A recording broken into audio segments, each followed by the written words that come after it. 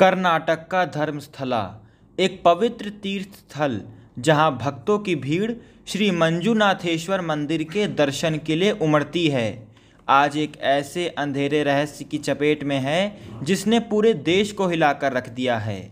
यह कहानी केवल मंदिर की भक्ति और शांति की नहीं है, बल्कि उन भयावह सायों की है जो वर्षों से नर्मदा नदी के किनारों और जंगल में दफन हैं। धर्मस्थला सामूहिक दफन कांड एक ऐसी गुत्थी जिसके हर मोड़ पर सवाल और डर बढ़ाता जाता है। क्या यह सचमुच एक विशाल अपराध का पर्दाफाश है या फिर कोई सुनियोजित साजिश? आइए रहस्य के परतों को खोलते हैं। उसके पहले अगर आपने हमारे चैनल को सब्सक्राइब नहीं किया हो, सब्सक्राइब कर लें। ऐसे ही वीडियो के लिए हमारे चैनल पर बने रहें। तो आइए आगे बढ़ते हैं। जून 2024 में एक 50 वर्षीय पूर्व स्वच्छता कर्मी, जिसकी पहचान गोपनीय रखी गई है, धर्मस्थला पुलिस स्टेशन में एक थैले के साथ पहुंचा। थैले में हड्डियां थी, मानव हड्डियां। उसने दावा किया कि 1995 से 2014 तक उसे शक्तिशाली लोगों के दबाव में सैकड़ों शवों को दफनाने और जलाने के लिए मजबूर किया गया। इनमें ज़्यादातर महिलाएं और नाबालिग लड़कियां शामिल थीं, जिनके शरीर पर यौन उत्पीड़न और हिंसा के निशान थे। उसकी बातें सुनकर पुलिसकर्मियों के चेहरे सफ़ेद पड़ गए। यह कोई साधारण शिकायत नहीं थी, यह एक ऐसे काले सच का पर्दाफाश था जिसे वर्षों तक दबाया गया था। वह गवाह, जो दलित समुदाय से था, ने बताया कि उसे मौत की धमकियां तक दी गईं। अगर तुमने मुंह खोला तो तुम्हें भी इन्हीं की तरह दफना देंगे। यह शब्द उसके कानों में गूंजते थे। उसने 13 संदिग्ध दफन स्थलों की जानकारी दी, जो नर्मदा नदी के किनारे और आसपास के जंगलों में बिखरे थे। उसकी शिकायत ने न केवल पुलिस को बल्कि पूरे कर्नाटक राज्य को हिलाकर रख दिया।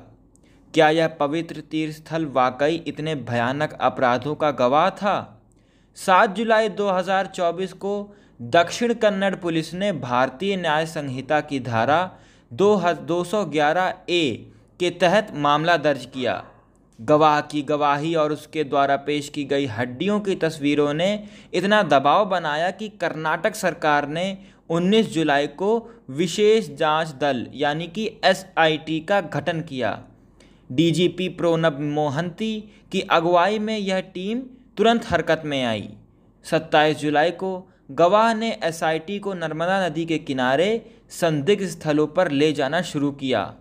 पहले 5 स्थलों पर कुछ नहीं मिला और संशय बढ़ने लगा। क्या यह सब एक झूठ था? लेकिन 31 जुलाई को छठे स्थल पर खुदाई ने सबको चौंका दिया। नर्मदा नदी के किनारे 4 फीट की गहराई में टूटे हुए खोपड़ी के टुकड़े और 15 हड्डियां मिली। प्रारंभिक जांच में ये पुरुष की हड्डियां प्रतीत हुईं। यह पहला ठोस सबूत था जिसने गवाह की बातों को विश्वसनीयता दी। हड्डियों को फॉरेंसिक साइंस लेबोरेटरी यानी FSL भेजा गया ताकि उम्र, लिंग और मृत्यु के कारण का पता लगाया जा सके, लेकिन यह तो सिर्फ शुरुआत थी। 4 अगस्त 2015 को SIT को 11वें स्थल पर और हड्डियां मिली, 114 हड्डियां और एक खोपड़ी। गवाह ने अचानक एक नए, पहले से अचिन्हित स्थान की ओर इशारा किया, जिसे अब साइट 14 नाम दिया गया। फॉरेंसिक विश्लेषण में संकेत मिला कि ये हड्डियां एक पुरुष की हो सकती हैं, जिनके साथ एक लाल साड़ी भी मिली, जो संभवतः गला घोंटने में इस्तेमाल हुई थी। इस खोज ने जांच को और गहरा कर दिया, लेकिन रहस्य और गहरा हुआ तब जब एक सामाजिक कार्यकर्ता T जयंत ने एक नई शिकायत दर्ज की। उन्होंने दावा किया कि 2002 और 2003 में एक 13 से 15 साल की लड़की का शव जंगल में मिला था, जिसे पुलिस ने बिना पोस्टमार्टम या FIR के दफना दिया था। इस दावे ने पुलिस की कार्यप्रणाली पर गहरे सवाल तक उठाए। धर्मस्थला की श्री मंजुनाथेश्वर मंदिर, जिसका प्रबंधन जैन हेगड़े परिवार करता है, इस कांड के केंद्र में आ गया। गवाह ने दावा किया कि कुछ अपराधी मंदिर प्रशासन से जुड़े थे। मंदिर के धार्मिक और सामाजिक प्रभाव के कारण इन आरोपों ने राजनीतिक तूफान खड़ा कर दिया। बीजेपी विधायक अरविंद बेल्लद ने इन आरोपों को निराधार बताया, जबकि कुछ कार्यकर्ताओं और वकीलों ने स्वतंत्र जांच की मांग की। मंदिर प्रशासन ने पारदर्शिता की बात कही, लेकिन गवाह की सुरक्षा को लेकर सवाल उठने लगे। गवाह के वकीलों ने 17 जुलाई को भारत के मुख्य न्यायाधीश को पत्र लिखकर शिकायत की कि गवाह का बयान लीक हो गया था। यूट्यूब पर एक वीडियो में उसकी गवाही के विवरण प्रसारित किए गए, जिससे उसकी जान को खतरा बढ़ गया। इस लीक ने जांच की निष्पक्षता पर सवाल उठाए। क्या कोई शक्तिशाली ताकत इस सच को दबाने की कोशिश कर रहा था? धर्मस्थला का यह कांड पहली बार सुर्खियों में नहीं आया। सन 2012 की बात है, जब 17 वर्षीय सौजन्या का बलात्कार और हत्या का मामला राष्ट्रीय चर्चा में था। उसका शव धर्मस्थला के एक सुनसान जगह पर मिला था, लेकिन मामला अनसुलझा रह गया। सौजन्या की तरह सन 1980 के दशक में पग्गलता और 2003 में अनन्या भट्ट के मामले भी अनसुलझे हैं। अनन्या की मां सुजाता भट्ट ने दावा किया कि उनकी बेटी के लापता होने की शिकायत को पुलिस ने गंभीरता से नहीं लिया।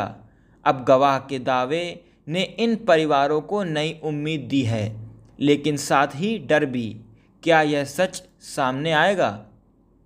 एसआईटी ने अब तक 16 स्थानों की खुदाई की है, जिसमें से 2 पर हड्डियां मिली हैं, लेकिन कई सवाल अभी भी बने हुए हैं।